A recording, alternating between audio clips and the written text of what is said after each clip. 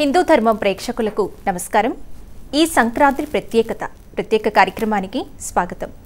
భోగి మంటలు వేయటం వెనుక ఆంతర్యం ఏమిటి? మకర సంక్రాంతి అనే పేరు ఎలా వచ్చింది? కనుమ పండుగ రోజున పాటించాల్సిన విధి విధానాలు, వీటన్నిటి గురించి వివరించేందుకు ఈరోజు మనతో పాటు ఉన్నారు ప్రముఖ ఆధ్యాత్మికవేత్త శ్రీమతి సుందరి ప్రఖ్యా గారు మరియు ప్రముఖ ఆధ్యాత్మికవేత్త శ్రీమతి సన్నిధానం లక్ష్మి గారు. నమస్తే మా ఇద్దరికి. మా సుందరి ప్రఖ్యా గారు, ముందుగా మనం భోగి పండుగ అంటే సంక్రాంతి అంటే 4 రోజులు జరుపుకుంటూ ఉంటాం కదా. మొదటి రోజుని భోగి పండుగగా జరుపుకుంటూ ఉంటాం. ఈ భోగి పంట అంటేనే ప్రధానంగా భోగి మంటలకి ప్రాధాన్యత ఉంటుంది. ఈ భోగి మంటలు వేయటం వెనుక ఆంతర్యం ఏంటమ్మా? ఇంకా ప్రేక్షకులందరికీ సంక్రాంతి భోగి శుభాకాంక్షలు. మనకి ప్రతి పండగ కూడా ఈ మన సనాతన ధర్మంలో సహజంగా చాంద్రమానం ప్రకారం చేసుకుంటూ ఉంటాం. కానీ ఒక సంక్రాంతి మటుకు సౌరమానం ప్రకారం చేసుకుంటాం. ఈ ఒక్క పండగ మొత్తం యావత్ భారతదేశం కూడా. ఎందుకంటే కాలగమనంలో సూర్య చంద్రులకి చాలా ప్రత్యేకత ఉన్నది. వాళ్ళ గమనాన్ని బట్టే మార్పులు ఉంటుండే కాలంలో కూడా. ఇప్పుడు మనం ఈ సంక్రాంతి పండగ అంటే మకర సంక్రాంతికి చాలా విశేషం ఉంది. సంక్రాంతిలోనే ఉన్న అన్నిటికంటే ప్రతి నెలా సంక్రమణం వచ్చినప్పటికీ కూడా మకర సంక్రమణకి చాలా విశేషం. ఎందుకంటే ఆత్మకారకుడైన రవి భగవానుడు కర్మకారకుడైన శని ఇంటికి వెళ్తున్నాడు. అంటే దశమ స్థానానికి రాజ్యస్థానంలో ప్రవేశిస్తాడు మకర రాశిలో. ఈ మకర సంక్రాంతికి మనం 3 రోజులు జరుపుకుంటాం. కొన్ని చోట్ల 4 రోజులు కూడా జరుపుకుంటూ ఉంటాం. ముఖ్యంగా 3 రోజులు అయితే చోట కూడా జరుపుకుంటూ ఉంటాం. ఈ పండగకి ముందు వచ్చేదే భోగి. అంటే ధనుర్మాసం మనకి ధనుర్ రాశిలో రవి సంక్రమణం జరిగినప్పటి నుంచి ధనుర్ సంక్రమణం ఎప్పుడైతే చేసుకుంటుంటామో మార్గశిరమానం ధనుసు రాశి ఆ చివరి రోజు అనమాట ఈ భోగి రోజు. నెక్స్ట్ నుంచి మనకి దక్షిణాయనానికి కూడా చివరి రోజు కింద చెప్పుకుంటాం. మకర సంక్రమణంలో ప్రవేశించినప్పటి నుంచి మనకి ఉత్తరాయణం స్టార్ట్ అవుతుంది. అంటే ఒక ప్రత్యేక కాలంలో ఒక అయినాల్లో మకర సంక్రమణంకి అయినం కూడా మారుతుంది 6 నెలల కాలంలో. కాబట్టి దక్షిణాయనికి ఆఖరి రోజు ముందు రోజు జరుపుకునే పండుగ భోగి పండుగ. అంటే భోగి అంటే తొలినాడు అని కూడా ఉంది అర్థం. అంటే ప్రతి పండగకి కూడా ముందు రోజు వచ్చేదాన్ని మనం తొలి పండగ కింద భోగి కింద జరుపుకుంటూ ఉంటాం. ఈ సంక్రాంతి పండగ ఒక విశేషం చూస్తేనే అసలు ఏంటంటే ఒక సాంప్రదాయం, కుటుంబ వ్యవస్థ, కాలంలో మార్పులని మనం సామరస్యంగా తెలుసుకోవటం, ఆరోగ్యప్రదమైన సూర్య ఆరాధన, ఇవన్నీ కూడా విశేషంగా చెప్పబడ్డాయి. అంటే ఇది ప్రత్యేకత మకర సంక్రమణానికి. అందులో పుష్యమాసంలో వస్తుంది మనకి ఈ మాసం. ఈ పండగ కూడా వచ్చేది పుష్యమాసం. పుష్యమాసం అంటే పుష్యం అంటేనే పోషణ అని అర్థం. అంటే మార్గశీర్ష మాసానికి ఈ పంట పొలాలు ధాన్యాలు కానీ అన్ని రకాల ధాన్యాలు చేతికొచ్చి కర్షకులకి అంటే ప్రకృతి పరంగా ఒక రకంగా అందరూ సంతోషంగా ఉండే పులకించే సమయం కింద కూడా చెప్పుకోవచ్చు మనం హేమంత ఋతువులో. ఎందుకంటే ఈ భోగి పండుగ నాడు ఎందుకు భోగి అంటే మనకి మహాభారతం కూడా చెప్తుంది. మన భాగవతం చూస్తే శ్రీకృష్ణ పరమాత్మ భోగి అంటే కూడా అర్థం ఇంద్రుడికి పేరు కూడా ఉంది భోగి అని. ఈ భోగి రోజు మనకి మన గోవర్ధన పర్వతాన్ని ఎత్తి ఆయనప్పుడు పంటలు పండించడానికి ఇంద్రుడే కదా వర్షాలు కురిపించాలన్నా అవన్నీ కూడా ఆయన అహంకారంతో వీళ్ళందరినీ ఇచ్చేయడం వలన శ్రీకృష్ణ పరమాత్మ గోవర్ధనగిరి పర్వతం ఎత్తి మనకి ఆయన గర్వాన్ని అణిచాడు, ఇంద్రుడి యొక్క గర్వాన్ని ఈరోజు.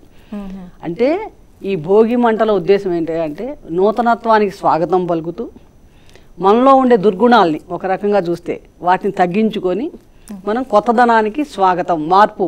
సంక్రాంతి అంటేనే మార్పు, కొత్తదనానికి మార్పు పలకటానికి సంకేతంగా మనం భోగి పండుగ జరుపుకుంటాం.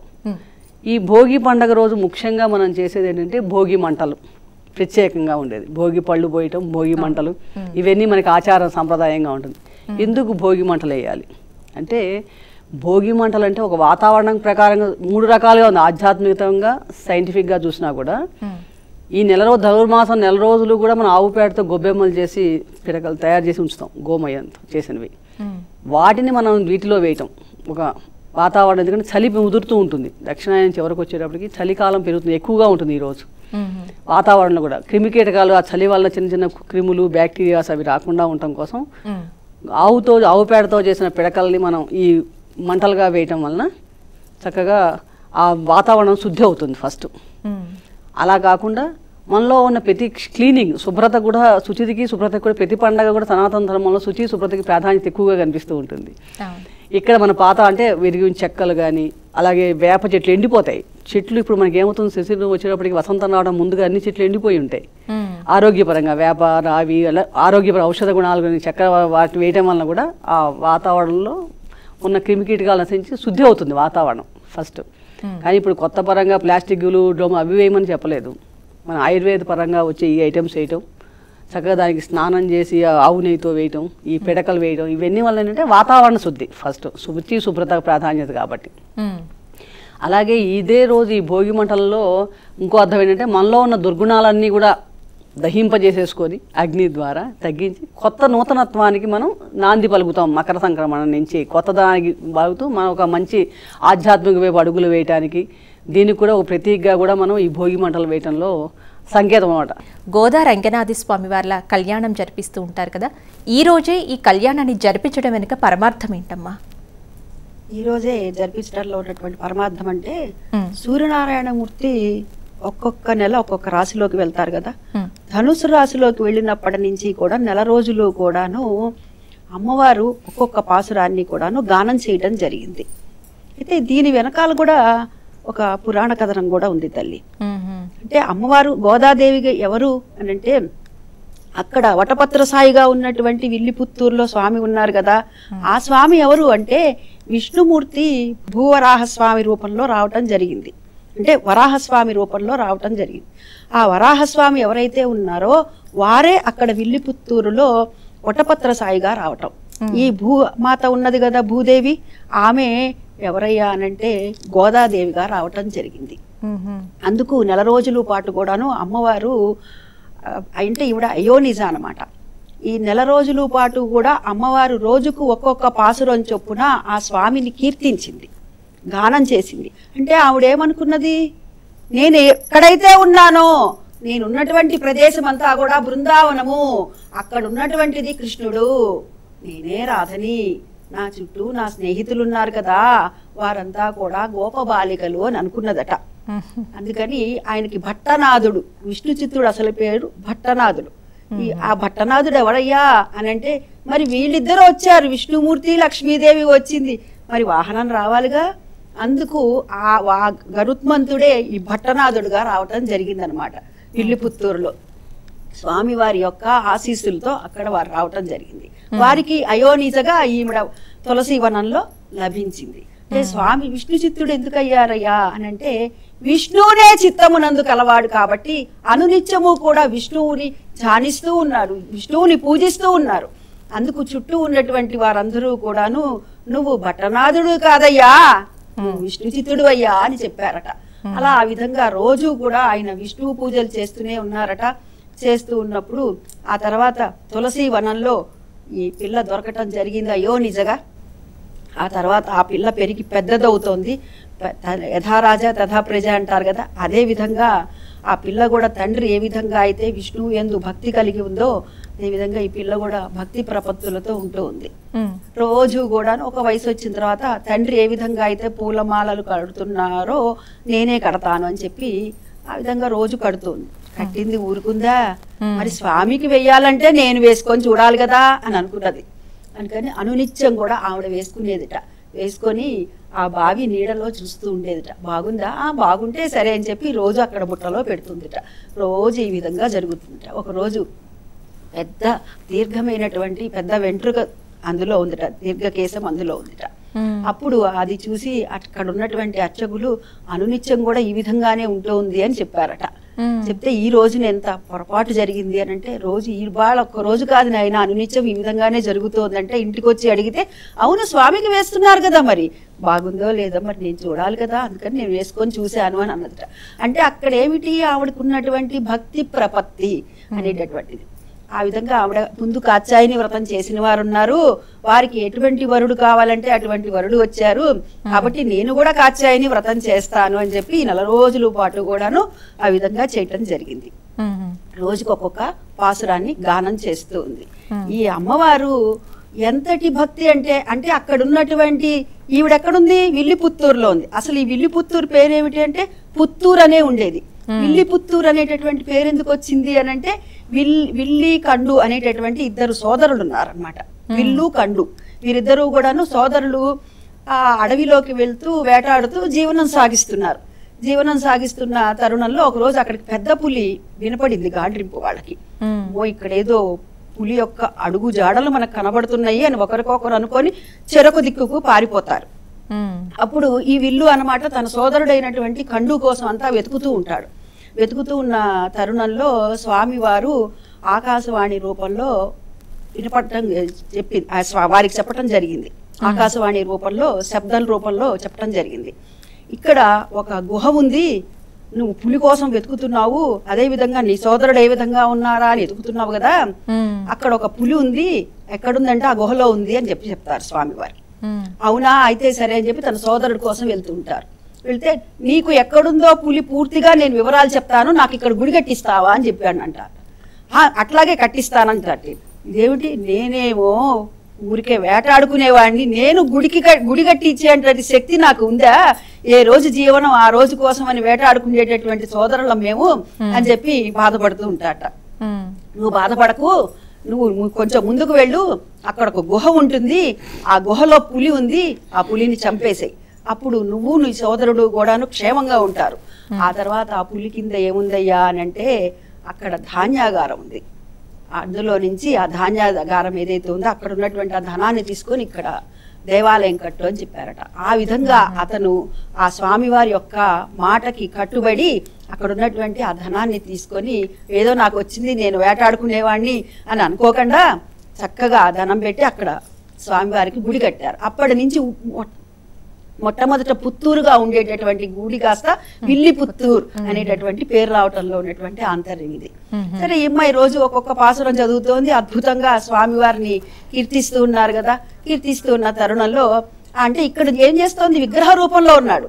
విగ్రహ రూపంలో ఉన్నటువంటి స్వామివారు అక్కడికి వచ్చి రంగనాథుడు. ఆ రంగనాథ్ అంటే విగ్రహంలో గనక మనం నిగ్రహంగా భగవంతుణ్ణి గనక చూడగలిగితే ఆ విగ్రహం కూడా మన కోసం కదిలి వస్తుంది అని చెప్పడానికి నిదర్శనమే ఈ గోదాదేవి అన్నమాట. ఆ రోజున స్వామివారి అక్కడ ఉన్నటువంటి రాజుగారికి, అక్కడ ఉన్నటువంటి వారికి అందరికీ కూడాను అక్కడ అర్చక స్వాములకి స్వామి కల్లో కనపడి చెప్పారట రంగనాథుడు, ఫలానా చోట ఇక్కడ విల్లిపుత్తూరులో అమ్మాయి ఉంది, అమ్మాయిని తీసుకురండి అని చెప్పారట. అక్కడ ఆ విధంగా ఈ అమ్మాయిని తీసుకొని ఆ రంగనాథుడికి అంగరంగ వైభవంగా వివాహం జరిపించినటువంటి రోజే ఈ భోగి రోజమ్మ. అందుకు కానీ ప్రతీకగా ప్రతి సంవత్సరం కూడాను మనము గోదా కళ్యాణం అనేటటువంటిది చేస్తూ ఉంటాము. అందరూ చూస్తూ ఉండగా ఆ స్వామివారి పాదాలలో ఐక్యమైపోయింది ఆ తల్లి. అంటే ఇక్కడ ఆ అమ్మవారి యొక్క ఆ శక్తి ఏమిటి అంటే ఆ విగ్రహంలో ఉన్నటువంటి ఆ స్వామిని కూడాను బయటికి తెచ్చి ఆ శక్తి ద్వారా ఈ అమ్మాయిని తీసుకొని వెళ్ళి వివాహం చేసుకునేటటువంటి అంతటి భక్తి ప్రపత్తులు ఉన్నాయి. అంటే మన ఇంట్లో ఉన్నటువంటి విగ్రహాన్ని కూడాను మనం కేవలం విగ్రహంగా కాకుండా భగవంతుడు ఉన్నాడు అని నమ్మితే మనకు ఏవైతే ఉంటాయో మనోభిష్టాలు అన్నీ కూడా సిద్ధిస్తాయి. అందుకు గోదా కళ్యాణం చేసేటటువంటి వారు గోదా కళ్యాణం చేయటము, అదేవిధంగా నెల రోజులు కూడాను మనం గొబ్బెమ్మలు పెడతాం కదా, ఈ గొబ్బెమ్మలు పెట్టడంలో ఉన్న ఆంతర్యం కూడా అది. మధ్యలో పెట్టేటటువంటిది కొంచెం పెద్ద గొబ్బెమ్మ పెడతాము, చుట్టూ ఉన్నటువంటివన్నీ కూడాను చిన్న చిన్న గొబ్బెమ్మలు పెడతాం కదా. అవి ఏమిటంటే మధ్యలో ఉన్నటువంటిది గోదాదేవిగా, చుట్టూ ఉన్నటువంటిది గోపబాలికలుగా చెప్పబడుతుంది అన్నమాట. ప్రతిరోజు కూడా ఎవరైతే వివాహం కావాలో కన్యపిల్లలో ఆ కన్యపిల్లల చేత ఈ విధంగా చేయించడం. ఈ రోజున ఈ భోగి రోజునే మనం సంధ్య గొబ్బెమ్మ అనేటటువంటిది ఆ పిల్లల చేత చేయిస్తే ఆ అమ్మవారికి ఎటువంటి మంచి వరుడు వచ్చాడో అదే విధంగా ఈ కన్యపిల్లలకు కూడా వారికి మనోభిష్టాలు ఏవైతే ఉన్నాయో వారి మనసుకు తగ్గినటువంటి వరుడు వస్తాడు అని చెప్పి ఈ విధంగా చేయించడంలో ఉన్నది. అయితే గోదాదేవి కళ్యాణం చేయడంలో ఉన్న ఆంతర్యం ఏమిటంటే ఆ రంగనాథుణ్ణి గోదాదేవి చేపట్టినటువంటి రోజు ఈ రోజు. అందుకు వారి కళ్యాణం జరిగింది కాబట్టి ప్రతి సంవత్సరం మనం ఈ రోజున ప్రతీకగా శక్తానుసారంగా మన ఇళ్లలోన దేవాలయాల్లో జరుపుతూ ఉంటాం. ఇదమ్మా ఆంతర్యం. మా సుందరి ప్రఖ్య గారు, మనం ఈ భోగి రోజునే చిన్నపిల్లలకి భోగి పళ్ళు పోస్తూ ఉంటారు కదమ్మా, ఈ భోగి పళ్ళే ఎందుకు పొయ్యాలి, వీటిలో ఏమి కలిపి పిల్లలకి భోగి పండుగ పొయ్యాలంటారు? మనం ఇందాకే అనుకున్నాం, భోగి పండుగ రోజు చేసే ఫస్ట్ తెల్లవారుజామున భోగి మంటలు, సాయంత్రం వేళ చక్కగా చిన్నపిల్లలకి 5 ఏళ్ల లోపు పిల్లలందరికీ కూడా భోగి పళ్ళు పోస్తాం. ఈ భోగి పళ్ళలో మనం వాడే పదార్థాలు ఏం వాడతాం? చెరుకు గడలు, నాణ్యాలు, రేగిపళ్ళు, బంతిపూలు.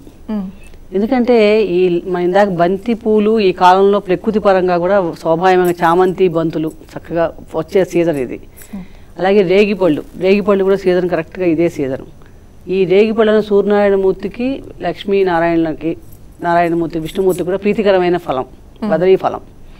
కాబట్టి ఆ లక్ష్మీనారాయణ అనుగ్రహం పిల్లలకు కలగాలి.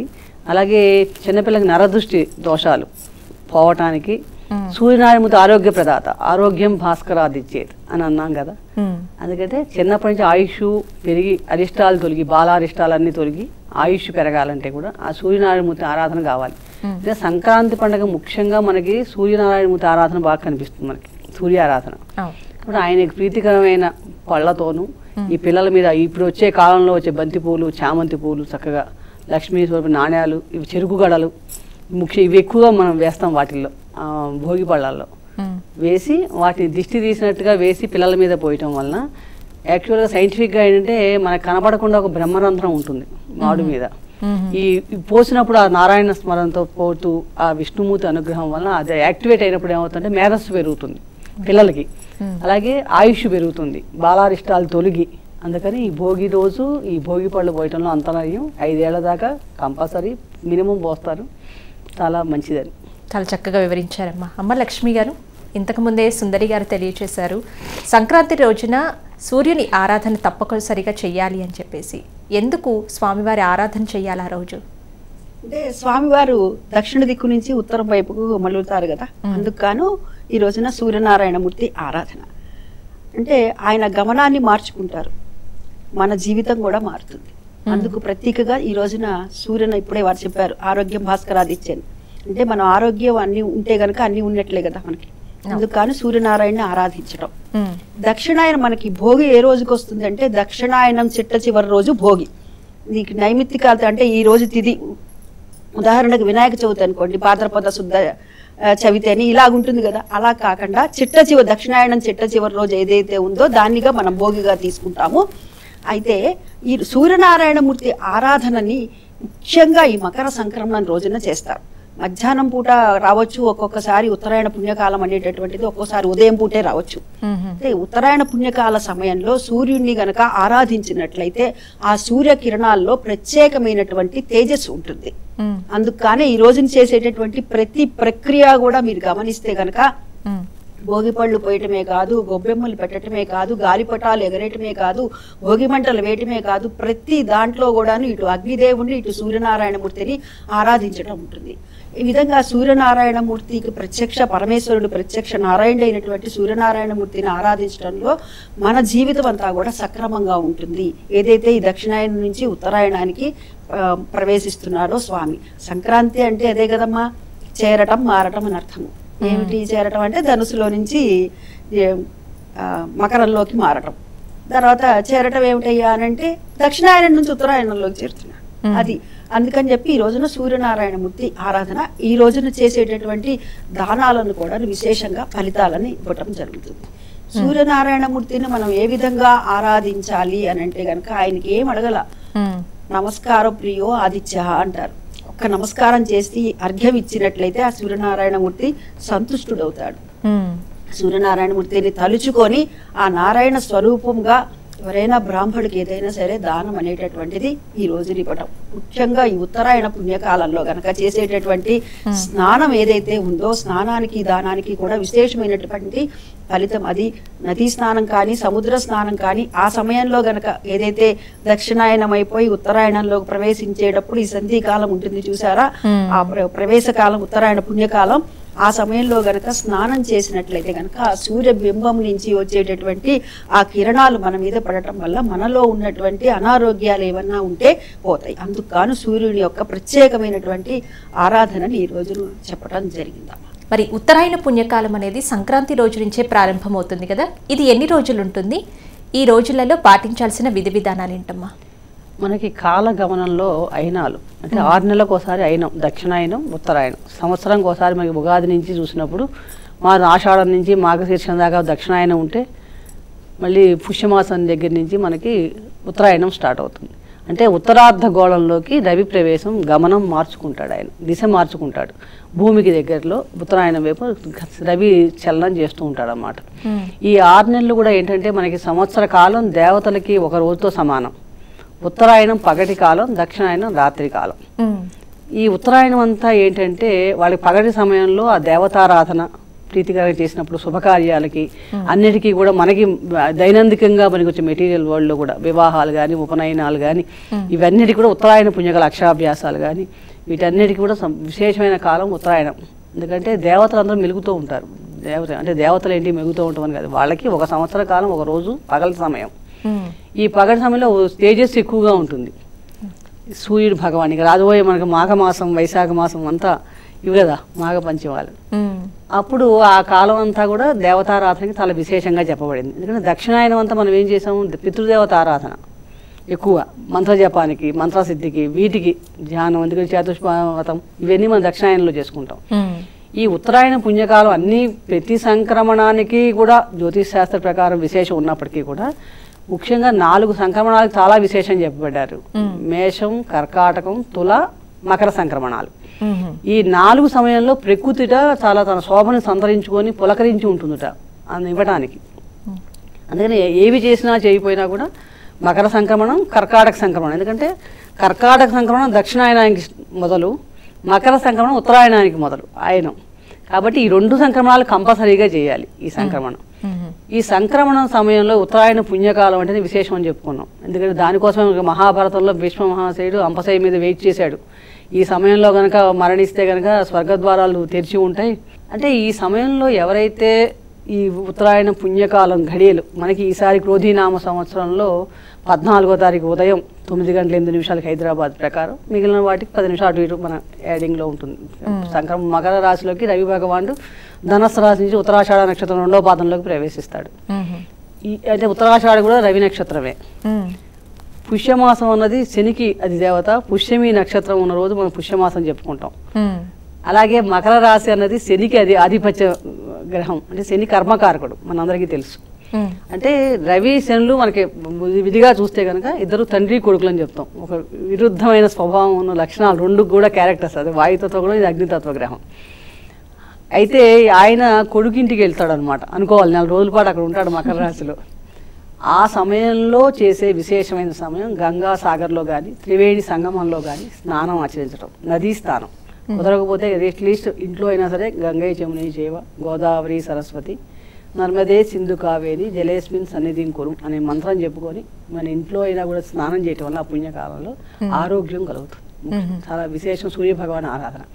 అలాగే 6 సంక్రమణం రోజు ముఖ్యంగా పుష్పాంజలి సూర్యుడికి నమస్కరించు అర్ఘ్యం వదలాలి ప్రతి ఒక్కరూ కూడా. ఓం సూర్యాయ నమః అని, లేకపోతే మిత్రాయ నమః, రవయ ద్వాదశ నామములు, ద్వాదశాదిత్యుడు కాబట్టి ప్రతి రాశిలో మారే ఆయన ఈ వచ్చే సమయం కూడా ఎదురు చూస్తూ ఆయనకి అందరూ కూడా ప్రతి ఒక్కరూ కూడా గృహస్థులే కదా ప్రతి ఒక్కరు కూడా సూర్య భగవానికి అర్ఘ్యం వదలాలి పుష్పాంజలి, పుష్పాలు వేసి. ఫస్ట్ కార్యక్రమం. ఆ రోజు తర్వాత మధ్యాహ్నం మనం అందరం మంగళ స్నానాలు ఆచరించి సూర్య ఆరాధన చేసుకోవటం, దేవతా ప్రీతికరంగా విష్ణు సహస్రనామం పారాయణ చేయటం, విష్ణు ఆరాధన చేయడం, ఇవన్నీ చాలా విశేషంగా చెప్పబడ్డాయి. ఆ సమయంలో చేసే జపాలు, గాయత్రి మంత్ర జపం చేసుకోవడం, ఇవన్నీ కూడా చాలా విశేషమైన ఫలితాలు ఇస్తాయి. ఎందుకంటే నైమిత్తిక తిథుల్లో చేసే ఏ కార్యక్రమాలు కూడా విశేషంగా ఉంటాయి, రెట్టింపు ఫలితాలు ఇస్తాయి అన్నమాట రోజు చేసే వాటికంటే కూడా. అలాగే ఉత్తరాయణ పుణ్యకాలంలో చేసే దానాలు మహా విశేషమైన దాన ఫలితాలు చెప్పబడ్డాయి. మన శక్తి కొద్ది, ఎందుకంటే శాస్త్ర ప్రకారం చెప్తుంది దానం అంటే ఏంటంటే మనం సంపాదించిన దాంట్లో ధర్మపరంగా 6వ వంతు దానం చేయమన్నాడు.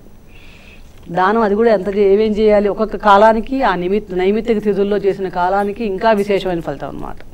ఈ ఉత్తరాయణ పుణ్యకాలంలో ముఖ్యంగా కూష్మాండ దానం, సువర్ణ దానం, ధాన్య దానం, విసినికర్రలు, వస్త్రాలు విశేషంగా చెప్పబడ్డాయి. మిగిలినవన్నీ పెరుగు ఇవన్నీ కూడా. అలాగే తిలలు, నువ్వులకు కూడా ప్రాధాన్యత ఈ మాసం మనకి. నువ్వుతో ఆరాధన చేయడం. మధ్యాహ్నం పాయసం వండాలి కొత్త కుండలో ఈరోజు కొత్త బియ్యంతో. పంట అప్పుడే వస్తుంది. ఎందుకంటే ఈ పంట ఎందుకంటే మన సనాతన ధర్మంలో మన ప్రకృతి పరంగా ఏది సమర్పించినా ఆ భగవంతునికి ముందు సమర్పించి మనం తీసుకోవడం. ఇప్పుడే పంటకి చేరుతుంది ఇంటికి కొత్త పంట, ముందు ఆయనకి సమర్పిస్తుంది. ఎందుకంటే ఆయన ద్వారా కదా మరి సూర్య భగవాను ఉంటేనే కదా పంట పండేది. కిరణజన సంయోగ జరగటం కానీ ఎలా చూసినా కూడా. కాబట్టి ఆ ధాన్యంతో వచ్చిన బియ్యంతో ముందు ఆయనకి సమర్పిస్తున్నాం. పొంగల్లా చేసి ఆవు పాలతో కొత్త కుండలో చేసి ఆ నైవేద్యం పెట్టి అది ప్రసాదంగా స్వీకరించడం విశేషం. అంటే దానానికి, ప్రార్థనకి, మంత్ర జపానికి, నదీ స్థానాలకి చాలా విశేషంగా ఉత్తరాయణ పుణ్యకాలం చెప్పబడింది. ప్రతి ఒక్కరూ చేయాలి ఉత్తరాయణ పుణ్యకాలంలో. ఆ తర్వాత మిగిలినవి ఇంకా మన శక్తి, కానీ ముఖ్యంగా సూర్య ఆరాధన, విశేషంగా నదీ స్థానం, జపం, దానం, చాలా శ్రేష్టంగా చెప్పబడ్డాయి. ఈ దక్షిణాయన పుణ్యకాలంలో అంటే గడిచినటువంటి దక్షిణాయన పుణ్యకాలంలో సహజంగానే పితృదేవతల ఆరాధన చేస్తూనే ఉంటాము. కానీ ఈ ఉత్తరాయణ పుణ్యకాలంలో పితృదేవతల ఆరాధన ఎప్పుడు చేయాలమ్మా? ఉత్తరాయణ పుణ్యకాలం ఎప్పుడైతే సంక్రమిస్తుందో ఆ సంక్రమించిన సమయంలోనే ఈ పితృదేవతలకి తర్పణాలు విడవటం. అంటే తర్పణాలు ఎందుకు విడిస్తారయ్యా అంటే వీళ్ళు ఇచ్చేటటువంటి నువ్వులు నీళ్లు ఏవైతే ఉన్నాయో వారికి ఆహారము దాహాన్ని తీరుస్తాయి అన్నమాట. అందుకని కానీ ఈ సమయంలో వీటిని వదలటం, పితృతర్పణాలు వదలటం. దక్షిణాయనం మీరు చెప్పినట్టుగా అంతా కూడాను పితృదేవతల ఆరాధన అసలు ఉపాసనా కాలం మొత్తం చెప్పాలంటే ఒక మాటలో దక్షిణాయనం అంతా కూడా. ఉత్తరాయణంకి వచ్చేసరికి అందుకే మొట్టమొదటి రోజున భోగిని పెట్టడంలో భోగించేటటువంటి సమయం అంటే మనం ఆనందాన్ని అనుభవించేటటువంటి తొలి దినంగా చెప్పబడుతుంది. అయితే ఈ రోజున ఈ సంక్రమణ సమయంలో ఇచ్చేటటువంటిది పితృదేవతలకు చేసేటటువంటి ప్రీత్యర్థం. కొంతమంది చెప్తూ ఉంటారు చూడండి, పెద్దలకు పెట్టుకున్నామంటారు. అంటే ఏమిటంటే దీన్ని ఏమంటారంటే సంక్రాంతిని పెద్ద పండగ, పెద్దల పండగ అంటారు. పెద్ద పండగ అని ఎందుకంటారంటే 4 రోజులు చేసుకోవటం వల్ల. భోగి, సంక్రాంతి, కనుమ, ముక్కనుమ 4 రోజులు. మరి పెద్దల పండగ ఎందుకయ్యా అంటే ఈ పండగకి మాత్రమే వారు ఎవరైతే పూర్వీకులు గతించున్నారో వారి పేరు మీద బట్టలు పెట్టేటటువంటి ఆనవాయితీ ఉంటుంది. వారి ఫోటోలు ఉంటాయి కదా, చిత్రపటాలు అక్కడ పెట్టుకొని వాళ్ళ దగ్గర బట్టలు పెట్టుకొని కొంతమంది వారి ప్రసాదంగా వారే కట్టుకుంటారు. కొందరు ఎవరికైతే అవసరం ఉంటుందో వారికి ఇవ్వటం అనేటటువంటిది ఉంటుంది. ఇంకా స్వయం పాకం, ఈ పొత్తర్లు అంటారు కదా, ఈ స్వయం పాకం దానం ఇవ్వటం, ఇవన్నీ కూడాను చేయటం వల్ల పితృదేవతల యొక్క అనుగ్రహం ఎప్పుడైతే కలుగుతుందో వంశాభివృద్ధి కలుగుతుంది. అదేవిధంగా ఆరోగ్య సమస్యలు ఇలాంటివన్నీ కూడా రావు, ధనానికి లోటు ఉండదు. మనకి ఏవైతే కోరికలు ఉంటాయో, మన మనోభిష్టాలు ఏవైతే ఉంటాయో అవన్నీ కూడాను సిద్ధిస్తాయి. అంటే కొంతమంది జాతకంలో చూపిస్తూ ఉంటే చెప్తూ ఉంటారు చూడండి, మీకు పితృదోషం ఉంది అనే మాట వినపడుతూ ఉంటుంది. అటువంటివి ఏమన్నా ఉంటే గనక ఈ రోజు చాలా చాలా అనువైనటువంటి రోజుగా మనం చెప్పుకోవచ్చు. అంటే మనకి ఈ పితృపక్షాలు ఏ విధంగా మహళాయలు ఉన్నాయో అంతటి ఫలితం వస్తుంది ఈ రోజున కనుక ఉత్తరాయణ పుణ్యకాలంలో ఈ విధంగా చేస్తే.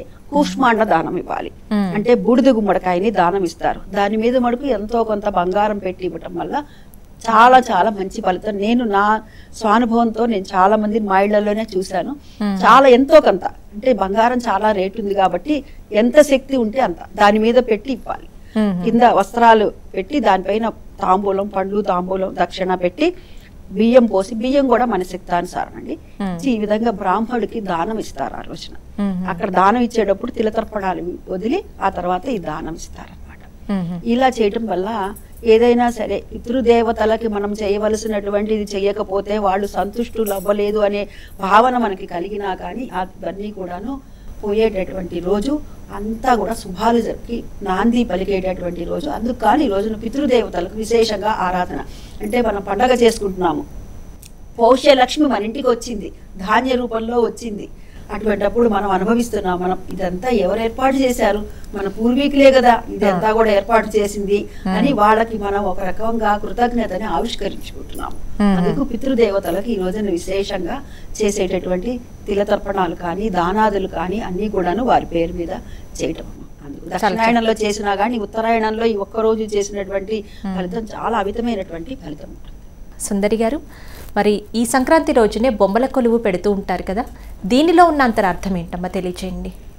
మనం ఇందాక అనుకున్నాం, ఈ సంక్రాంతి పండుగ ఏంటంటే ఒక సామరస్యం, ప్రకృతి పరంగా అన్ని రకాల సామరస్యం తెలపటానికి, అందరితో కూడా కలిసిమెలిసి ఉండటానికి, సమైక్యతకి, నూతన నాందికి ప్రతీకగా ఈ కర్షకులు కానీ పశు సంపద కానీ పండగ 3 రోజులు మనం అబ్జర్వ్ చేస్తే అదే కనిపిస్తోంది. మనకి కృతజ్ఞతగా పశువుల్ని పూజిస్తాం, మనకి ఎందుకంటే అవి చేసిన చెట్లని పూజిస్తాం. ప్రకృతి పరంగా అయితే కారకమైన సూర్యభగవాన్ని ఆరాధిస్తున్నాం ఇక్కడ. అలాగే బొమ్మల కొలువులు పెడతాం. ఇందుకు బొమ్మల కొలువులో ఏం పెడతాం? సహజంగా మనం బొమ్మలు ఒక కలియుగంలో సీతారాముల విగ్రహాలు పెడతారు, కృష్ణుడి గోపికల విగ్రహం, అంటే యుగాంతి కాల స్వరూపం కదా, త్రేతాయుగం, ద్వాపరయుగం, ఇలా అన్ని రకాల సంకేతాలుగా చెప్తాం. అలాగే జంతువులు ఫోటో పెడతాం, ఎన్ని రకాల పార్కులు, జంతువులు, సెలయేళ్ళు, విరుద్ధమైన స్వభావం గల జంతువులు, కుందేళ్ళు, ఏనుగులు, చేపలు, ఒకటేంటి అన్ని రకాల ఒంటెలు, మేకలు, సర్పాలు, ఇవి రకరకాల బొమ్మలన్నీ కూడా పెడతాం బొమ్మల రూపంలో. అంటే పిల్లల చేత పెట్టించడం వలన ఏంటి అంటే దీంట్లో ఈ సంక్రాంతి పురుషుడు కూడా ఒక్కొక్క ఫలితం కూడా ఉంటుంది. యాక్చువల్ పంచాంగ ప్రకారం కూడా మనకి సంక్రాంతి ఫలితం ఉంటుంది. ఆ సంక్రాంతి పురుషుడు వస్తాడు ప్రతి సంక్రాంతి రోజు, మకర సంక్రాంతి రోజు ఇంటికి వస్తాడు అన్నమాట. ఆయనకి నైవేద్యం, పులగం నైవేద్యం పెట్టడం, ఈ బొమ్మల కొలువులో ఆయన కూడా ఆవాహన చేసి పూజ చేయడం, గౌరీదేవిని పూజ చేయడం, ఇవన్నీ కూడా మనకి బొమ్మల కొలువులో కనిపిస్తాయి. ముఖ్యంగా బొమ్మల కొలువులో ఉద్దేశం ఏంటంటే ప్రకృతి పరంగా సామరస్యం అన్ని జంతువుల మధ్య. నువ్వు ఒక్కడవే కాదు ప్రకృతి అంటే అని. ఒక ధాన్యలక్ష్మి, పౌష్యలక్ష్మిని ఆరాధిస్తున్నాం, పశువులకి ధాన్యం పెడతాం, పశుపక్షాదులకి, పిల్లలకి నేర్పడం. సంప్రదాయంలో విరుద్ధమైన స్వభావాలు ఉన్న జంతువులు కూడా కలిసిమెలిసి ఉండాలి ప్రకృతితో. నువ్వు చెప్పేదే బొమ్మల కొలువు ఇండైరెక్ట్గా చూస్తే. అలాగే యుగాలకు ప్రత్యేకంగా సీతారాములు వరుస పెడతారు, దశావతారాలు పెడతారు బొమ్మల కొలువుని అబ్జర్వ్ చేస్తే. అలాగే గోపికలు కృష్ణుడిని పెడతారు. అంటే కాలం ఎలా వస్తుంది, యుగం పిల్లలకి ఒక దృశ్య రూపంగా అలవాటు చేయటం. అలాగే దానికి సంబంధించి ఎవరు ఆంది అంటే గౌరీదేవిని, ప్రకృతి మాత పూర్వజ, ఆమె పేరు అమ్మవారు, అందుకని ఆమెను ఆరాధించడం, గౌరీదేవిగా భావించి అక్కడ బొమ్మలు పెట్టడం. అలాగే సంక్రాంతి పురుషుడు ఎలా వచ్చాడు, ఆ రోజు వచ్చిన వారం తిది దీని ప్రకారం కూడా ఫలితం ఉంటుంది. ఆ రోజు ఎలా ఉంటుంది, దేశకాలానికి ఎలా జరగబోతుంది అంటే కాలానికి సంబంధించిన పండగ కాబట్టి ఇది అందరికీ, కర్షకులకి, మనకి, పిల్లలకి అన్నీ చెప్పడం అనమాట. చెప్పడం కోసం పిల్లల చేత బొమ్మలు కొలువు పెట్టడం విశేషం అన్నది దీంట్లో ఒక అంతరాయం. ఆధ్యాత్మికంగా చూస్తే ఆ రకంగా పిల్లలకి చెప్పడం, ఒక విజ్ఞానపరంగా చూసినప్పుడు వైషమ్యాలు లేకుండా సామరస్యంగా సమాజ శ్రేయస్సు అందరూ కలిసిమెలిసి ఉండండి, అన్ని రకాలు అన్ని జీవులు కూడా ఉండాలి, అందరి ఆదరణ కావాలి, నువ్వు ఒక్కడవే ఉండటం కాదు అని చెప్పే సంకేతం కింద కూడా మనం బొమ్మల కొలువు తీసుకోవచ్చు. చాలా చక్కగా వివరించారమ్మా. అమ్మ లక్ష్మి గారు, ఈ సంక్రాంతి రోజున హరిదాసులు వస్తూ ఉంటారు కదా, ఈ పండుగ రోజునే ఈ హరిదాసులు రావటం వెనుక అంతరార్థం ఏంటి? హరిదాసులు మన సంవత్సరానికి ఒక్కరోజే కనపడతారు. అవును, వారు హరికి స్వరూపుడు. ఆ హరికి స్వరూపంగా మనం అనుకుంటాం. విష్ణుమూర్తి మన ఇంటికి వచ్చారు, వారు నెత్తి మీద పెట్టుకుంటారు, అదేంటి అక్షయ పాత్ర. అంటే ఈ భూభారాన్ని నేను మోస్తున్నాను అని చెప్తూ సంకేతంగా వారు రావటం. సంవత్సరానికి ఒక్కరోజే హరిలో రంగ హరి అంటూ వస్తూ ఉంటారు, ఇల్లు తిరుగుతూ ఉంటారు, తెల్లవారుజామున అందరినీ లేపుతారు వారు వచ్చి. అంటే రామాయణ భారత భాగవతాన్ని, ఎక్కువగా భాగవతాన్ని వాళ్ళు గానం చేస్తూ చేతిలో చిడతలు పట్టుకొని దానికి తగ్గట్టుగా అనుసంధిస్తూ వాళ్ళు నాట్యం చేస్తూ ఇంటింటికి రావటం జరుగుతుంది. ఈ కళాకారులని పోషించేటటువంటిది మన భారతదేశం, సనాతన ధర్మం, హిందూ ధర్మం. దాని యొక్క గొప్పతనమే అది. అంటే పౌష్యలక్ష్మి మన ఇంటికి వచ్చింది మార్గశిర మాసంలో. ఇప్పుడు పుష్యమాసం, ఈ పుష్యమాసంలో మనం పండగ చేసుకుంటున్నాం. పండగ చేసుకునేటప్పుడు ఆ ధాన్యలక్ష్మి మన ఇంటికి వచ్చింది కదా. ధాన్యం రాగానే కూడా నేను చిన్నతనంలో మా ఇంట్లో చూసేదాన్ని, మా అమ్మమ్మ గారింట్లో మొట్టమొదటి కంకులు ఉంటాయి చూసారా, వాటిని పాలేరు తెచ్చేవారు. అమ్మగారు మొట్టమొదటి వండి అని తెచ్చేవారు. ఏంటంటే వాటిని ప్రత్యేకంగా పెట్టి ఈ సంక్రాంతి పండుగ రోజున గుమ్మాలకి వేలాడ తీసేవారు. అంటే పిచ్చుకలకి, పశుపక్షాదుల కోసం అని. అదే విధంగా ఈ ధాన్యం ఏదైతే వచ్చిందో గాదెల్లో పెడతారనమాట. మనకు కావాల్సింది కొంత వాటా ఈ హరిదాసులకని పక్కన పెడతారు. ఈ హరిదాసుకి ఇవ్వటం అనమాట. మన ఇంటికి వచ్చినప్పుడు మనం కొంత ధాన్యాన్ని వారికి ఇవ్వటం, అంటే వారికి సంవత్సరానికి సరిపడినటువంటి గ్రాసాన్ని ఇవ్వటం. ఒకరింటో పప్పు ఇవ్వటం, ఒకరింటో బియ్యం ఇవ్వటం, ఒకరింటో ఇంకో రకమైనటువంటి ధాన్యాన్ని ఇవ్వటం. ఈ విధంగా మనం ఎక్కువగా పల్లెల్లో చూస్తూ ఉంటాము. అంటే ఈ హరిదాసుల్లో కూడా ఒక నియమం ఉంటుందండి. ఇప్పుడు వరుసగా వారు ఇలా పాడుకుంటూ వెళ్తూ ఉంటారు. వెళ్తూ ఉన్నప్పుడు మన ఇంటి దగ్గరికి వచ్చేటప్పుడు 2 ఇళ్ళ 3 ఇళ్ళ అవతలు ఉండగానే మనం చూసి చేటలో పట్టుకొని ఉంచుకోవాలి బియ్యము. వారు ముందుకు వెళ్ళిన తర్వాత మళ్ళా వెనక్కి రమ్మంటే రారు, మళ్ళా మనమే ముందుకు వెళ్ళాలి. అది వారికి నియమం. అంటే హరి వచ్చేటప్పటికి మనము ఏదైతే ఉందో కృతజ్ఞతగా ఆ ధాన్యలక్ష్మి అనుగ్రహం మనకు కలిగింది కదా, అందుకు కృతజ్ఞతగా ఈ హరికి మనం ఇస్తున్నాము అని చెప్పి అందుకు హరిదాసులకి ఇవ్వటం అనమాట. అంటే కళలని పోషించటం ఒక రకమైతే, విష్ణుమూర్తిగా భావన చేయటం ఇంకొక రకం. అంటే నలుగురితో పంచుకొని తినటం అనేటటువంటిది మూడోది సామాజిక స్పృహ అన్నమాట. అందుకు హరిదాసులు ఇప్పుడు మాత్రమే రావటము. అదే విధంగా గంగిరెద్దుల వాళ్ళు కూడా ఇప్పుడే వస్తారండి. వాళ్ళు కూడా అంతే, సంవత్సరంలో వచ్చేది ఒక్కసారే. అయ్యవారికి దండం పెట్టు, అమ్మవారికి దండం పెట్టు అంటుంటారు. అన్ని చక్కగా మంచి తర్ఫీదిస్తారు ఆ ఎద్దులకి. ఇస్తూ ఉంటే ఇంట్లో ఉన్నటువంటి పసిపిల్లల దగ్గర నుంచి పెద్దవాళ్ళ దాకా కూడా ఉత్సాహంగా వచ్చి అక్కడ అందరూ నుంచుంటారు. అంటే అమ్మగారు పట్టు చీరిస్తుంది అనగానే వాళ్ళంటే ఏదో ఒకటి ఆశిస్తున్నారని వాళ్ళ నోటి నుంచి అనమాట.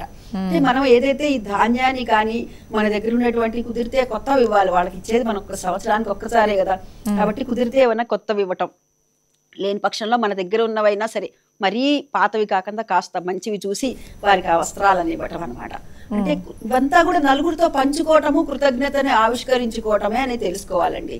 అంటే కళలు ఇప్పటికే చూడండి ఎన్ని కళలో కనుమరుగైపోయినాయి. అసలు కళలకు పుట్టిల్లు భారతీయ, అంతే కదా. కానీ ఇప్పుడు కొంతమంది నేటి తరానికి తోలుబొమ్మలాటలు అంటే ఏమిటో తెలియదు. ఇప్పటికి ఇంకా మళ్ళీ ఏమిటంటే ఈ హరిదాసుల్ని కానీ అదేవిధంగా వీరిని ఈ గంగిరెద్దుల వారిని కానీ ఇప్పటికీ కూడాను వారు రావటం జరుగుతుంది. పల్లెల్లోనే కాదు, పట్టణాల్లో కూడా మనం గమనిస్తే నేటికి కూడా అపార్ట్మెంట్ కల్చర్ వచ్చినప్పటికీ కూడాను చక్కగా అందరూ కలిసి చూడండి ఒక భోగి మంట వేసుకోవటం, చక్కటి ముగ్గులు పెట్టుకోవటం, అదేవిధంగా వీరందరినీ పిలిచి అందరూ కలిసి గుమిగూడి ఒకరికొకరు శుభాకాంక్షలు చెప్పుకోవటం. అంటే ఒకరి మధ్య ఒకరికి ఐక్యత పెరగటానికి. ఎప్పుడైతే మన మధ్య ఐక్యత ఉందో సమాజం బాగుంటుంది, సమాజం బాగుంటే దేశం బాగుంటుంది కదా. అందుకే ఈ హరిదాసులకి ఈ విధంగా మనకున్న దాంట్లో కొంత భాగాన్ని ఇందాక వారు చెప్పినట్టుగా వాగ్భటుడు చెప్పాడు కదా, 6% మనది ఏదైతే ఉందో దాన్ని ఇవ్వమని. అందుకు రాగానే ఎవరికి ఏ వాటా అనేటటువంటిది పెట్టేవారండి. అది శనక్కాయల బస్తాలు వస్తే నేను కళ్ళతో చూశాను కాబట్టి చెప్తున్నాను. ఆ కుప్పలు పెట్టేవారు, వీరికి కుప్ప, వీరికి కుప్ప, వీరికి ఇది మనకి అని చెప్పి. అది ప్రతి పంట కూడా, అది కందులు కావచ్చు, శనగలు కావచ్చు, మినుములు కావచ్చు, ధాన్యం కావచ్చు, ఏదైనా సరే అన్ని కూడా మనకే ఉంచుకోవాలి అని అనుకోరు. మనకి ఎంత కావాలో అంత ఉంచుకొని వీరికి ఎంత ఇచ్చామో ఇచ్చేసేసి కష్టపడిన వారు కదా వీరందరూ కూడాను. కాబట్టి వీరందరికి ఎంత కావాలో అంత ఇచ్చి మిగిలినది మళ్ళా సొమ్ము రూపంలోకి చేసుకునేటటువంటి వారు. అందుకు హరిదాసులకి ఈ రోజున ప్రత్యేకంగా ఇవ్వటంలో నా ఆంతర్యం ఇదమ్మా. కనుమ ముక్కనుమ అంటే సంక్రాంతిని మనం 4 రోజులు జరుపుకుంటాము, చివరి 2 రోజులని కనుమ ముక్కనుమగా జరుపుకుంటాం కదా. ఈ రోజు పశువుల్ని పూజించడంలో అంతరార్థం ఏంటి? మనం ఇందాక అనుకున్నాం, సంక్రాంతి పండగ ప్రకృతి పండగ. అంటే ప్రకృతిలో అన్ని రకాల జీవులకి, దేవతలకి, మనకి సహకరించిన వారి అందరికీ కూడా కృతజ్ఞతలు చెప్పుకునే పండగ. వ్యవసాయానికి ఫస్ట్ ఎద్దులే కదా. ఇప్పుడు ఆధునికంగా ట్రాక్టర్ వచ్చినప్పటికీ కూడా భూమి దున్నాలన్నా చేయాలన్నా కూడా ఎద్దులే, పశువులే మనకి కారణం. కాబట్టి ఆ పశువులకి ఆ రోజు ఒక రక్షణ, వాటికి ఇది ఇచ్చి సెలవు ఇచ్చినట్టుగా ఇండైరెక్ట్గా హాలిడే, వాటి చేత ఏ పని చేయకుండా ఆ రోజు పశువులను చక్కగా అలంకరించి పశువులకు కృతజ్ఞత చెప్పుకోవడం పశువుల పండగ. కర్షకుల పండగ సంక్రాంతి ఒకళ్ళ పండగ కాదు, కర్షకుల పండగ, పశువుల పండగ. ఎందుకంటే ఈ పశువులన్నిటి చక్కగా అలంకరించి వాటిని చక్కగా స్నానాలు చేయించి ఆ రోజు వాటికి కూడా ఒక పండగ వాతావరణం మనతో పాటు. మన ఇంట్లో ఒక ఆవు ఉందనుకోండి, కుక్క ఉందని, మనం దాన్ని కూడా మనం దానివల్లనే కదా మనం బతుకుతున్నాం. ఆవు లేదా పాలు తిండి తాగటం కదా. కృతజ్ఞత చెప్పడం అనేది మన సంప్రదాయంలో ఉన్న మొట్టమొదటి లక్షణం. ఎవరు ఏది ఇచ్చినా. అందుకనే ప్రకృతితో సూర్య భగవాన్ దగ్గర నుంచి భగవంతుడి దగ్గర నుంచి పూజ అంటేనే అది కదా. ప్రతిరోజు కూడా ఎందుకు పూజ చేస్తామంటే ఈ రోజు మనం తినగలుగుతున్నాం, ఉండగలుగుతున్నాం అంటే ఆయన కృతజ్ఞత ఇవ్వడం వల్లనే కదా. కాబట్టి కృతజ్ఞత చెప్పడం కనీస ధర్మం, కృతజ్ఞుడు కాకుండా. కాబట్టి దానికి ప్రత్యేకంగా ఈ రోజు కేటాయించారు పశువులకు. ఎందుకంటే ధాన్యం వచ్చేసింది, ఇంకా వాడికి ఆ రోజు రెస్ట్ అనమాట. వాడికి ఏ పని లేకుండా. ఎందుకంటే ఎడ్ల బండి నడిపేవారు, ధాన్యం మోసుకొచ్చే కూడా అవే కదా ఏ పశువులైనా కూడా. కాబట్టి ఆవుని పూజించడం చాలా గోవింద స్మరణ. ఆవుని పూజించడం అన్నది చాలా పుణ్యకాలంగా చెప్పబడింది, పుణ్యకాలంలో చేసే పనికి. కాబట్టి గోశాలని అలంకరించడం. అలాగే ఈరోజు బియ్యంతో కొత్త పొంగళ్ళు వండుతారు సాయంత్రంకి అలంకరించి. ఆ పొంగళ్ళు వాటికి కూడా నైవేద్యం పెడతారు, వాటికి కూడా పెడతారు పశువులకు కూడా ఆహారం కింద. అంటే విశేషంగా వాటికి కొత్తగా చక్కగా రంగురంగుల పూసలతో అలంకరించి, మన ఇంట్లో పిల్లల్ని ఎలా అలంకరిస్తామో అలాగే పశువులన్నిటి కూడా ముందు వాటిని తయారు చేసి ఆ రోజు వాటికి గిట్టలకి వాటికి రంగులేసి చక్కగా అందంగా ఈ పూలమాలలతో వీటితో అలంకరించి పొంగళ్ళు నివేదన చేసి ప్రసాదాలు పెట్టి, అంటే మనకున్న పదార్థాలు మనకు వచ్చిన వాటిని మనకి సహకరించిన ప్రతి వాళ్ళకి కూడా నీవు సహాయం చేయ, కృతజ్ఞత చెప్పాలి అనే ఒక సందేశం మనకి సంక్రాంతిలో ఉంటుంది. అదే మన సనాతన ధర్మం యొక్క గొప్పతనం. అలాగే సంక్రాంతిలో అన్ని జీవులకి ప్రకృతి పరంగా ఇచ్చే ప్రతి ఒక్కదాన్ని కూడా నువ్వు పూజించి ఆరాధించి కృతజ్ఞత చెప్పుకో. నువ్వు బతుకుతున్నావు అంటే వాటి వల్ల నువ్వు బతుకుతున్నావు అని పశువుల పండగ అని చెప్పి ఒక రోజు కేటాయించడానికి ఆ రోజంతా వాటికి సంబంధించిన పనులే చేయటం మనకు కూడా చాలా విశేషంగా కనిపిస్తుంది. చాలా చక్కగా వివరించారమ్మా. అమ్మ, మీరు ఇంతకు ముందే తెలియచేశారు సంక్రాంతి అంటే పెద్ద పండుగే కాదు పెద్దల పండుగ కూడా అని. ఈరోజు పెద్దలకి బట్టలు పెట్టడము, లేకపోతే అది లేని వారికి దానం చేయటము, లేకపోతే ఆ వస్త్రాలని వారి ప్రసాదంగా మనం ధరించటము అలా చేస్తూ ఉంటామని. ఇవి కాకుండా ఇంకా పితృదేవతల ఆరాధన ఏ విధంగా చేయాలి ఈరోజు? పితృదేవతలకి నేను చెప్పినట్టుగా తర్పణాలు విడవటం, లేకపోతే కూష్మాండ దానం ఇవ్వటం, ఈ రోజున కుదిరితే బంగారం దానం ఇవ్వటం, భూదానం ఇవ్వటం, పెరుగు దానం ఇవ్వటం, చెరుగడల దానం ఇవ్వటం, నువ్వుల దానం ఇవ్వటం, ఇలాంటివన్నీ కూడా చేయటం. ఏది చేసినా ఈ రోజు చేసేటటువంటిది మటుకు మా కోసం కాదు, మా పితృదేవతలు ఎవరైతే ఉన్నారో, మా పూర్వీకులు ఎవరైతే గతించి ఉన్నారో వారి నిమిత్తమై మేము చేస్తున్నాము అని చెప్పి సంకల్పించుకొని ఈ రోజు చేసేటటువంటి ఏ దానమైనా సరే వారి పేరు మీదే చేయాలి. ఇంకా దానాలు ఏం చేయాలంటే మన శక్తి ఏది ఉంటే అది చేసుకోవచ్చు తల్లి. భూదానం చేసేటటువంటి వారు ఉన్నారు. ఎందుకంటే ఈ ఉత్తరాయణ పుణ్యకాలంలో గనక భూదానం చేస్తే విశేషమైనటువంటి ఫలితం వస్తుంది అని. అదేవిధంగా గోదానం చేసేటటువంటి వారు ఉన్నారు. ఈ గోదానం చేయటం కూడా విశేషమైనటువంటి ఫలితం వస్తుంది. అందుకను భూదానం చేయొచ్చు, గోదానం చేయొచ్చు, ఏదైనా సరే ఏ దానం చేసినా కానీ మన పితృదేవతల యొక్క ప్రీత్యర్థం ఈ దానాలు చేయడం. ఇందాక ఒక్క మాట దీనికి అనుసంధిస్తూ చెప్తానమ్మా. బొమ్మల కొలువు చెప్పారు కదా, అందులో మాకు చిన్నతనంలో సంకూరుమయ్య, అసలు మీ పేరు కూడా వినుంటారో లేదో నాకు తెలిసి, సంకూరుమయ్య అని పెడతారు. అంటే సంక్రాంతి పురుషుడు ఒక్కొక్క మా నెలకి మారుతూ ఉంటాడు కదా, మారినప్పుడు సంక్రాంతి పురుషుడు వచ్చినటువంటి వాహనం ఏదైతే ఉందో ఆ వాహనము, వారు ధరించేటటువంటి వస్త్రాలు, ఇవన్నిటి కూడా వివరణ అనేటువంటిది పంచాంగాల్లో ఉగాది రోజున మనం ప్రత్యేకంగా ఎదురు చూస్తూ ఉంటాం దాని గురించి. అలా ఈ సంక్రాంతి పురుషుడు దేని మీద వచ్చాడు, ఏ వాహనం, ఉదాహరణకు గుర్రం మీద వచ్చారనుకోండి, గుర్రం మీద వచ్చినప్పుడు ఆ గుర్రము జాతి ఏదైతే ఉందో దానికి అంతటికి కూడాను అపాయం జరుగుతుంది. అందుకు ఆ జాతి ఏదైతే ఉందో, ఉదాహరణకు గుర్రం అని చెప్తున్నాను, అలా ఆ జంతు జాతి ఏదైతే ఉందో అదంతా కూడా బాగుండాలి అని చెప్పి పుట్టమన్నుతో మేళతాళాలతో వెళ్ళి పుట్టమన్నును తెచ్చేవారు. తెచ్చి మడి కట్టుకొని దాన్ని ఏదైతే ఆ గుర్రం అనుకోండి, గుర్ర బొమ్మను తయారు చేసి దానికి ప్రాణ ప్రతిష్ఠ చేసి మడితోనే సంకూర్మయ్య అని పెట్టేవారు. నవధాన్యాలను చల్లేవారు అన్నమాట. 9 రోజుల పాటు ఉంచేవారు. అంటే ఈ విధమైనటువంటిది ఇలా పెట్టేవారు ఒకప్పుడట. నాకు చిన్నతనంలో గుర్తుంది, ఇది పెట్టారు. అయితే మనం పెట్టుకునేటటువంటి బొమ్మలు ఏవైతే ఉన్నాయో అవి వేడుక బొమ్మలు. వేడుక బొమ్మలు పెట్టుకుంటాము. ఇది కొంచెము మడి ఆచారాలు. ఇది నేను ఎందుకు చెప్తున్నాను అని అంటే, అసలు సంకుర్మయ్య అంటే ఏమిటో కూడా తెలియదు నేటి సమాజానికి కదా. ఇంకా ఇలా చేసేవారు అనమాట. అక్కడ ప్రాణ ప్రతిష్ఠ చేసి ఏది అంటే మనమే కాదు, మన చుట్టూ ఉన్నటువంటి జీవజాలం, జంతుజాలం కూడా బాగుండాలి అని చెప్పడానికి. ఈ రోజున పితృ తర్పణాలు ఏవైతే ఉంటాయో అవి చేయటమే కాకుండా దానాలండి. దానాలు మన దగ్గర ఉన్నటువంటి నవధాన్యాలు కూడా మనకి పంట ఇంటికి చేతికి వస్తుంది కదా. ఈ నవధాన్యాలను కూడాను కొంత భాగాన్ని, మొత్తం 9 రకాలు ఉన్నాయి అనుకోండి, 9 రకాలు కూడా ఇవ్వటం. అలా కూడాను ఒకే వ్యక్తికి ఈ 9 ధాన్యాలను ఇవ్వటం ఒక రకమైనటువంటి పద్ధతి. లేదంటే ఎవరికి ఏది వేస్తే అవసరమైతే అంటే అది పాత్రదానం, ఎవరికి ఏది అవసరం ఉంది. ఇప్పుడు ఒకళ్ళకి 4 పళ్ళాలు ఇచ్చారనుకోండి, వాళ్ళు ఉపయోగించుకోలేరు కదా. అట్లా ఎవరికి ఒకరికి పళ్ళెం అవసరమైతే ఇంకోళ్ళ గ్లాస్ అవసరం అవుతుంది. అలాగే ఎవరికి ఏది అవసరమవుతుందో అటువంటి దానాలని, ఇటువంటి పాత్రదానం అనేటటువంటిది చేయడం వల్ల కూడా పితృదేవతల యొక్క అనుగ్రహం కలుగుతుంది. అమ్మ, చాలా చక్కని విషయాన్ని అందించారు ప్రఖ్యా గారు. మనం ఈ కనుమ రోజుని తీసుకుంటే కనుక కాకి కూడా ఈ రోజు కదలకూడదు అని అంటారు, ప్రయాణాలు కూడా చేయకూడదు అని అంటారు. ఎందుకనమ్మా? మనం అనుకున్న ఉత్తరాయణ పుణ్యకాలంలో పెద్దలకి పండగ అనుకున్నాం. పెద్దలకి కర్మ తర్పణాలు వదలటం, శ్రాద్ధకర్మ ఇలాంటివి పెడతారు. అంటే పిండ ప్రదానాలు కూడా చేస్తారు కదా, హిరణ్యదానం. అంటే ఇలా చేసినప్పుడు ఏంటంటే వాళ్ళకి పితృపక్షి అని, కాకి పేరు పితృపక్షి అని పేరు. అంటే పితృదేవతలు కాకి రూపంలో వచ్చి ఆహారాన్ని స్వీకరిస్తాయని కదా. అంటే ఈరోజు కాకి సహజంగా పొద్దున్నే నిద్రలేచి అందరినీ లేపుతూ ఆహారంగా ఎక్కడ తిరుగుతూ ఉంటుంది, ఎక్కడ పడితే తిరుగుతూ ఉంటుంది కదా. దానికి ఆ రోజు అవసరం రాదుట. కాకి ఆహారం కోసం వెళ్ళే అవసరం రాదంటారు. ఎందుకంటే అందరిళ్లలోనూ పితృదేవతల సందర్భంగా కాకి పెడతాం కదా, పిండ ప్రదానం చేసిన పితృదేవతలు కాకి రూపంలో వస్తారని. అంటే దానికి ఆహారంకి వెళ్ళే అవసరం లేదు ఆ రోజు. దాని కడుపుండా సంతుష్టిగా తినే ఉంటుంది అన్నమాట. ఆహారం ఎక్కడ పెంచోడ అందరూ పెడతారు కాబట్టి దొరుకుతుంది కాకి.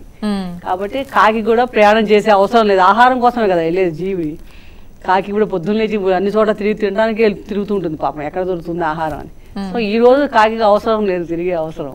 కాబట్టి కాకి కూడా ప్రయాణం చేయాలంటే ఎవరు వెళ్ళక్కర్లేదు. అలాగే పితృదేవతల ముందు చేసిన తర్వాత మనం నెక్స్ట్ డే ప్రయాణం చేయకుండా ఇంట్లోనే ఈ పసుపు రక్షించడం, విశ్రాంతి తీసుకోవటం. కాబట్టి ఈ రోజు ప్రయాణాలు, కనుమ రోజు కాకి కూడా కలగదంటే అసలు కాకి కదలకుండా ఉండదు. సామెతగా ఎలా చెప్తారు, కాకి కూడా కదలు కనుమనాడు అంటే అర్థం ఏంటంటే కాకి కూడా కదలదంటే కాకి కదలలే, ఎప్పుడు కూడా తిరిగే కాకి కూడా వెళ్ళదు. ఎంత అవసరం ఉన్నా కూడా ఆహారం కోసం దానికి అవసరం లేదు. అలాంటి కాబట్టి ఎవరు కూడా వెళ్ళొద్దు అని చెప్పడానికి కనుమనాడు కాకి కూడా కదలదు, ప్రయాణం చేయొద్దు అని చెప్తారన్నమాట. అంటే లక్ష్మి గారు, ఈ రోజు తప్పనిసరిగా పాటించాల్సిన విధి విధానాలు ఏంటమ్మా? తప్పనిసరిగా పాటించవలసింది ఏమిటంటే స్నానం అమ్మ, అది ఒకటి. రెండవది దానం. స్నానం అది అటు నదీ స్నానం కానీ లేకపోతే కానీ సరే, మన ఇంట్లో అయినా సరే ఎక్కడైనా స్నానం. తర్వాత మనకి చేతనైన రీతిలో దానం చేయటం. పితృదేవత ఆరాధన, అదేవిధంగా దేవత ఆరాధన. పితృదేవతలనే కాదు దేవతల్ని కూడాను ఆరాధించాలి. మనం చూడండి సూర్యనారాయణమూర్తిని విశేషంగా ఈ మాసం అంతా ఎందుకని అంటే మనం చూస్తే పంచాయతన పూజ కనపడుతుంటుంది భాద్రపదం దగ్గర నుంచి. భాద్రపదంలో గణపతి, ఆశ్వీజంలో అమ్మవారు, కార్తీకంలో ఈశ్వరుడు, మార్గశిరంలో విష్ణువు, పుష్యమాసం వచ్చేసరికి సూర్యనారాయణమూర్తి. అట్లా ఒక్కొక్క మాసానికి ఒక్కొక్క దేవతల్ని ఆరాధించడం. అదేవిధంగా ఈ సూర్యనారాయణమూర్తి ఆరాధన, అదేవిధంగా వారి కులదేవత, ఇష్టదేవత, ఇంటి దేవత వారిని ఆరాధించడం. మనకి ఏ పూజలు చేసుకున్నా కానీ అనునిత్యం కూడాను మన కులదేవతని, మన ఇంటి దేవతని, ఇష్టదేవతని స్మరించుకోవాలి. ఈ విధంగా దేవత ఆరాధన చేయటం. చాతనైన రీతిలో మనం దానాలు విపరీతంగా చేయాలమ్మా. ఎక్కువ శాతంగా దానాలు చేయాలి. ఎంత అనంటే దానికి ఒక కొలమానం లేదు. కొలమానం లేదు అని అంటే మనకున్నట్టు దాంట్లో కొంచెమే నేను ఇచ్చి ఇంత అట్టు పెట్టుకుంటాను. అందుకనే మన పెద్దలు ఏర్పాటు చేశారు. మనం ఎన్నో శాతం మనం ఉంచుకోవాలి, ఎంత శాతం మనం దానం చెయ్యాలి అనేటటువంటిది. అంటే 94% మనకు 100 రూపాయలు ఉన్నాయి అనుకోండి, 94 రూపాయలు మనం వాడుకోవచ్చు, 6 రూపాయలు దానం చేయాలి. ఆ విధంగా మన దగ్గర ఉన్నటువంటి వస్తువులు కానీ ఏవైనా సరే దానం అనేటటువంటిది ఈ రోజున చేయాలి. ఈ రోజు చేసేటటువంటి దానానికి మటుకు అమితమైనటువంటి ఫలితం ఉంటుంది. అదేవిధంగా సూర్యగ్రహణం, చంద్రగ్రహణంలో నదీ స్నానం, సముద్ర స్నానం చేస్తే ఎంతటి ఫలితం ఉంటుందో అంతటి ఫలితం ఉంటుంది ఈ రోజున. అందున ఈసారి మనకి కుంభమేళా కూడా కలిసి వచ్చింది. ఇంకా అద్భుతం అన్నమాట. వెళ్ళగలిగితే వెళ్ళటము, లేకపోతే స్మరించుకొని ఇక్కడే స్నానం చేయడం. అమ్మ, చివరిగా ఈరోజు ఇంకా ప్రధానంగా చేయాల్సినవి ఏమైనా ఉన్నాయా? మనం మొదటి నుంచి చెప్పుకుంటున్నాం సూర్యారాధన చేయటం, నదీ స్నానం, దానం అవన్నీ చెప్పాం. ఈరోజు ముఖ్యంగా చేయవలసిన పుష్యమాసంలో శనిగ్రహం పితంగా నువ్వులు తింటాం. అది వాతావరణ పరంగా అవ్వచ్చు, ఆధ్యాత్మికంగా అవ్వచ్చు, జ్యోతిష్ శాస్త్ర పరంగా అవ్వచ్చు. అంటే తిలలు శివుడితో మనకి కాలస్వరూపుడైన శివునికి నువ్వులతో, తెల్ల నువ్వులతో అభిషేకించటం, నువ్వులతో దీపారాధన చేయటం. అలాగే నువ్వులు తండూకాలు అంటే బియ్యం, తెల్ల బియ్యం నువ్వులు కలిపి అర్చన చేయటం శివుడికి చాలా విశేషమైన ఫలితాన్ని ఇస్తుంది. కంపల్సరీగా చేయాలి ఈరోజు పూజలో. నువ్వులు వాడాలి. అలాగే నువ్వులతో మనం అందరూ కూడా పిండి వంటలు చేసుకుని నువ్వులు బెల్లం కలిపి చేసుకొని అందరికి మనం తినడమే కాకుండా అందరికీ పంచిపెట్టాలి ఈరోజు, విశేషంగా సంక్రాంతి రోజు. ఎందుకంటే శని గ్రహానికి ప్రీతికరంగా, కర్మగావిడ శనిగ్రహం ప్రీతికరంగా జరిగే పండగ పుష్యమాసం. శని దేవత, అధిదేవత. నువ్వులు కూడా వాతావరణ ప్రకంగా చలికాలంలో ఏంటంటే బాడీలో ఒక ఉష్ణశక్తిని పెంచుతాయన్నమాట సైంటిఫిక్గా కూడా. బెల్లం రాబోయే కాలం తట్టుకుంటానికి మన శరీరానికి. కాబట్టి ముందు శివునికి అర్చన చేసి నువ్వులతో మనం చేసే స్నానంలో కూడా నల్ల నువ్వులు వేసుకొని స్నానం చేయాలి. స్నానంలో కూడా ఈ సంక్రాంతి రోజు అంటే తిలలకు అంత ప్రాధాన్యత ఉంది తిలని. అలాగే నువ్వు పూలకు దొరికితే కనుక నువ్వు పూలతో కూడా శివుని అర్చించడం అనేది కూడా విశేషంగా చెప్పబడింది శాస్త్రాల్లో. కాబట్టి ఈరోజు ప్రతి ఒక్కరు కూడా ఆ నువ్వుల వాడకాన్ని వాడాలి. నువ్వులు ముందు శివుని పూజించడం, మనం తినటం, లడ్డూలు చేసుకుని లడ్డూలాగా నువ్వులు బెల్లం కలిపి అందరికీ పంచడం ఈ సంక్రాంతి యొక్క ప్రత్యేకంగా చెప్పుకోవచ్చు. ఏ ఆ పిండి పదార్థాల్లో కూడా అంత విశేషమైన ఫలితాన్ని ఇస్తుంది. భోగి, సంక్రాంతి, కనుమ, ముక్కనుమ ఈ 4 పర్వదినాల విశిష్టతను గురించి, ఈ రోజుల్లో పాటించాల్సిన విధి విధానాల గురించి, ఈ పండుగను ఎలా జరుపుకోవాలో చాలా చక్కగా వివరించారమ్మా. ఇద్దరికీ ధన్యవాదములు. నమస్కారం. ఇదండి ఇవాల్టి ఈ సంక్రాంతి ప్రత్యేకత కార్యక్రమం. తిరిగి మరో కార్యక్రమంలో మళ్ళీ కలుసుకుందాం. నమస్కారం.